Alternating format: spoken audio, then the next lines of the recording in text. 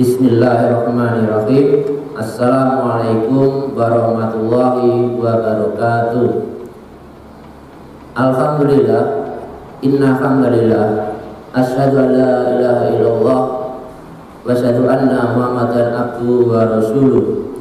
Allahumma sholli ala Muhammad wa ala ali Muhammad kama sholaita ala Ibrahim wa ala ali Ibrahim innaka Hamidum Majid. Para siswa SMP Negeri 4 Sidoarjo, khususnya kelas 7 dan kelas 8, semoga Allah selalu merahmatinya. Alhamdulillah, kita bersyukur kepada Allah SWT yang telah memberikan kita banyak kenikmatan. Di antara kenikmatan yang diberikan kepada Allah kepada kita adalah kita dipertemukan kembali dengan bulan Ramadan di tahun ini. Allah telah menjadikan bulan Ramadan bulan yang mulia di atas bulan-bulan yang lain. Di dalam bulan Ramadan banyak kebaikan-kebaikan, banyak berkah-berkah, dan ada ampunan yang tak terhingga dari Allah SWT.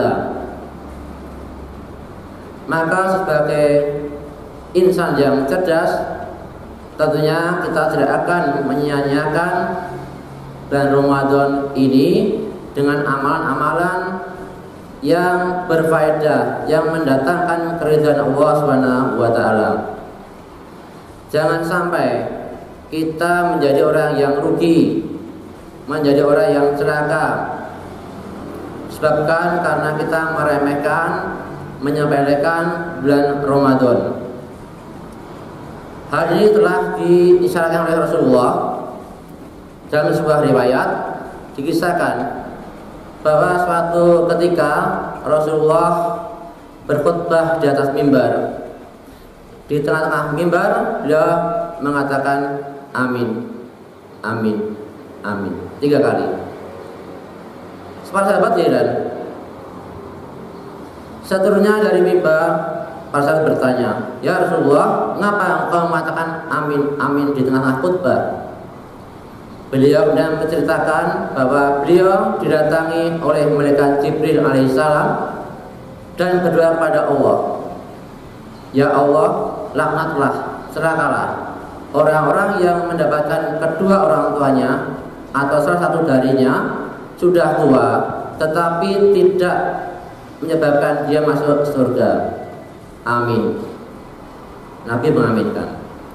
"Ya Allah, laknatlah, celakalah orang yang mendapatkan bulan puasa tapi dia tidak mendapatkan ampunan dari Allah.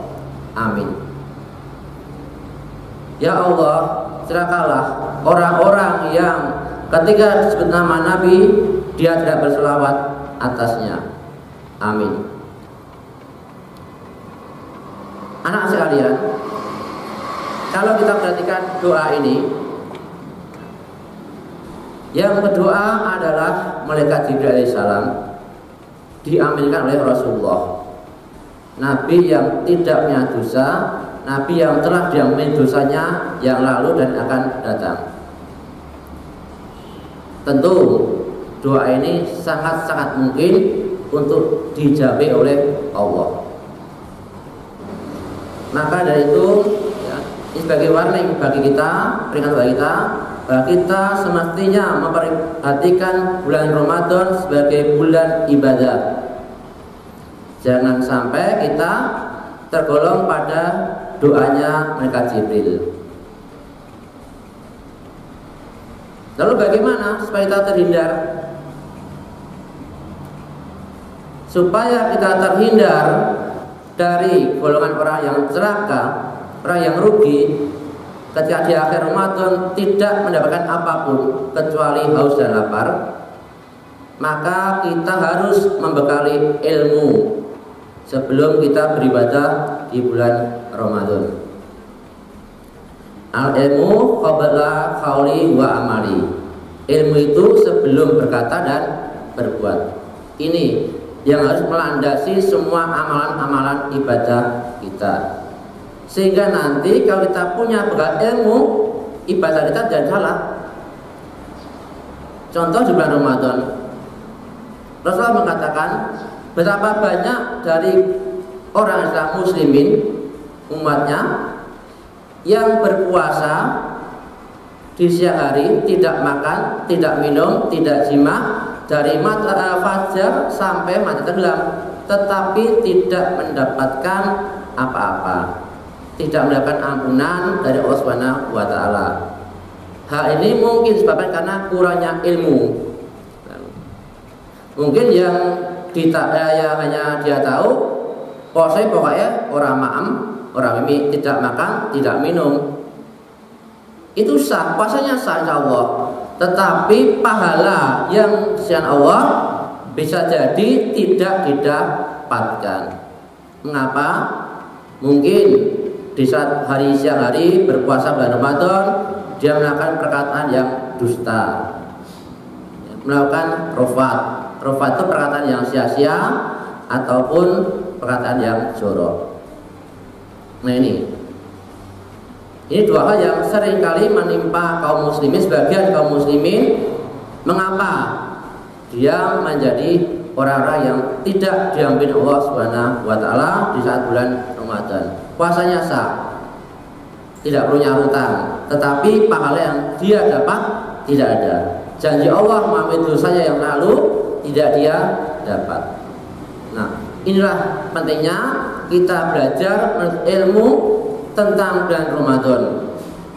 Dan alhamdulillah sejak dari tanggal 1 Ramadan kemarin, ya, sekolah kita akan mengadakan kultum yang bermuatan materi tentang bulan Ramadan.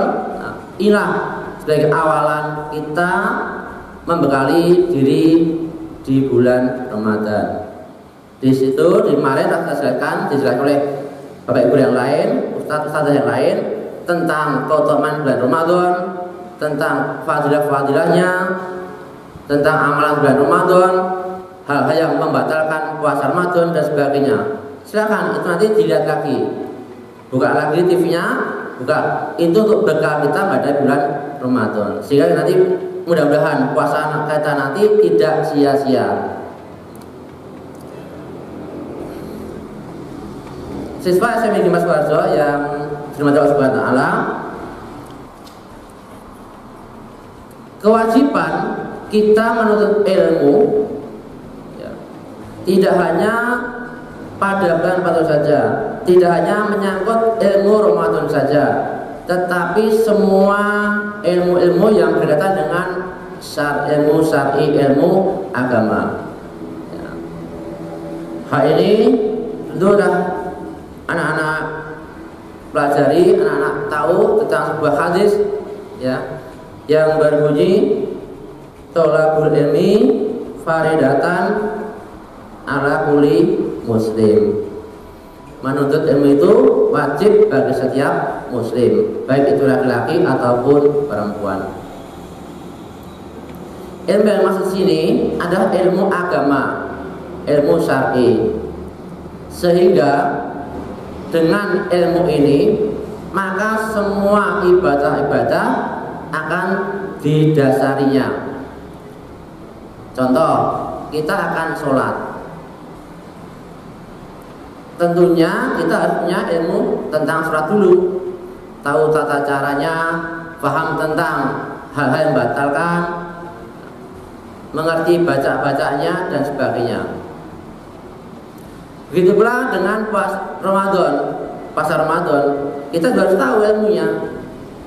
Apa yang membatalkan puasa, apa yang membatalkan pahala puasanya, bagaimana kita bersahur, bagaimana kita berbuka, itu ada ilmunya. Sehingga nanti ibadah yang kita lakukan itu tidak akan sia-sia, tidak ngawur, ya. Nah, inilah pentingnya kita menuntut ilmu. Nah, di dalam menuntut ilmu tentu ada adab akhlak yang kita penuhi. Ingat, menuntut ilmu, mencari ilmu itu sedikit berbeda dengan belajar. Kalau belajar kita mungkin bisa lewat buku-buku, kitab, ya, lewat televisi, mendengarkan radio, atau mungkin lewat YouTube dan seterusnya. Tapi kalau menurut ilmu itu kita menghadiri suatu tempat di mana di situ ada proses pembelajaran. Apakah beda? Beda. Hikmahnya adalah, ketika kita menghadiri majelis ilmu, maka di sini di mana majelis ilmu hikmahnya ada malaikat-malaikat yang belajar bersama kita. Majelis ilmu itu dihadiri oleh malaikat-malaikat. Sedangkan kalau kita belajar di rumah, baca buku, ilmunya dapat, tapi tidak dihadiri oleh malaikat yang mulia. Ini bedanya. Yang kedua, menurut ilmu adalah wajib bagi kita. Ya, ingat ini ilmu syar'i, ilmu agama wajib. Apa yang dipelajari? Banyak sekali. Ya, pelajari. Kita harus membaca Quran. Kita saat ilmu yang bersifat akidah, muamalah, ibadah dan seterusnya. Ini harus menjadi kewajiban dari masing-masing individu. Beda dengan ilmu dunia. Misalnya ilmu kedokteran. Kalau sudah ada seorang dokter suatu daerah misalnya, maka kita tidak punya kewajiban menjadi dokter. Kalau sudah ada insinyur, ahli bangunan, maka setiap orang tidak punya kewajiban menjadi insinyur. Tetapi ketika sudah ada ulama, sudah ada ustadz yang pakai, yang paham agama, kita tetap harus belajar agama. Masing-masing muslimin tetap harus belajar agama. Nah, masalah nanti kita jadi ulama, alhamdulillah bisa jadi, ataupun hanya mendapatkan ilmu sedikit, itu adalah rezeki ilmu dari Allah. Ya, ini. Yang prinsip yang wajib ada proses belajarnya. Belum jadi berpuluh-puluh tahun kita mungkin baru hafal 5 juz misalnya, atau mungkin yang masih anak sekalian dari kelas 6 belajar Iqra sampai kelas 2 kelas 8 SMP belum tamat Iqra yang ke-6, tidak mengapa ya. Yang penting semangat belajar, hasilnya itu serahkan pada Allah. Nah, inilah pentingnya kita menuntut ilmu. Nah, di dalam menuntut ilmu nanti ada adab akhlak yang harus kita penuhi, yang seperti katakan tadi. Apa itu? Yang pertama, di dalam menuntut ilmu agama kita harus ikhlas, meniatkan, meluruskan niat hanya untuk mencari wajah Allah Subhanahu wa taala. Tidak untuk membuat kesombongan pada diri kita, ya. Tidak untuk berbangga-bangga, apalagi untuk dipamerkan hadapan orang-orang. Ya, tidak demikian. Kita menyembah Allah Subhanahu wa taala. Ya. Jangan sampai ini kita lepas dari niat yang lurus lillahi taala. Dan suatu kali diskusi diceritakan bahwa di hari kiamat kelak itu ada 3 orang yang diseret ke neraka jahanam. Yang pertama didatangkan orang yang jihad, yang mati syahid, mati jalan Allah, mati syahid. Dia katakan, ya Allah, aku telah berjuang jalan Allah begini. Lalu mengatakan, kadata, kamu berdusta. Allah mengetahui hanya orang bahwa dia berjuang perang di sabilillah tidak karena Allah, karena ingin disebut sebagai pahlawan. Nah, kemudian malaikat menyeret dia ke neraka. Nah, juga yang ahli ilmu, orang yang faqih dalam agama, ditanyakan oleh Allah, ya Allah, setelah belajar begini macam itu, sehingga dia menyatakan perbuatan amal yang serba baik berkaitan dengan ilmu. Tapi Allah mengatakan, kadapta, kamu berdusta. Kamu belajar ilmu agama mengajarkan hanya supaya dianggap sebagai orang yang faqih. Maka Allah pun menyuruh malaikat menyeret dia neraka. Inilah ya sebagai warning kita agar kita belajar itu mengikhlaskan karena Allah Subhanahu wa taala. Ya.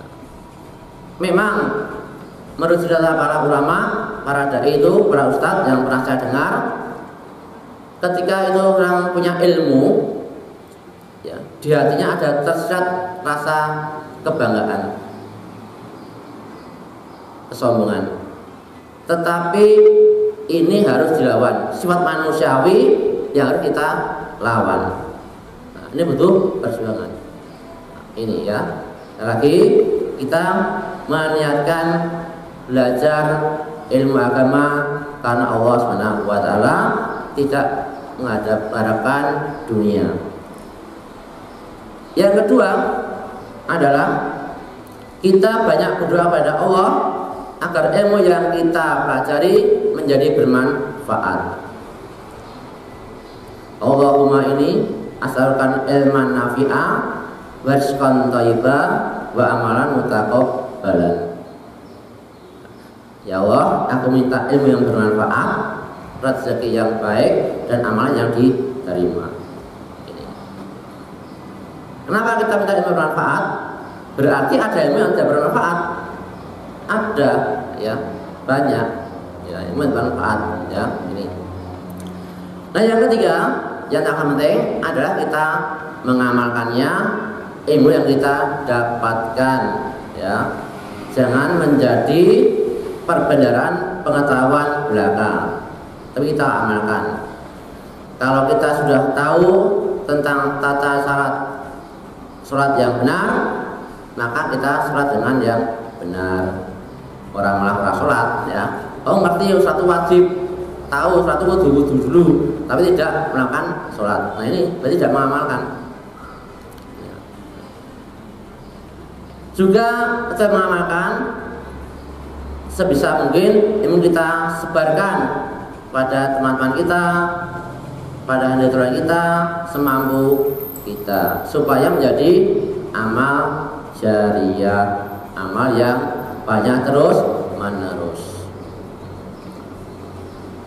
Demikian anak sekalian, untuk pengantar dari materi kita sore ini tentang adab ilmu.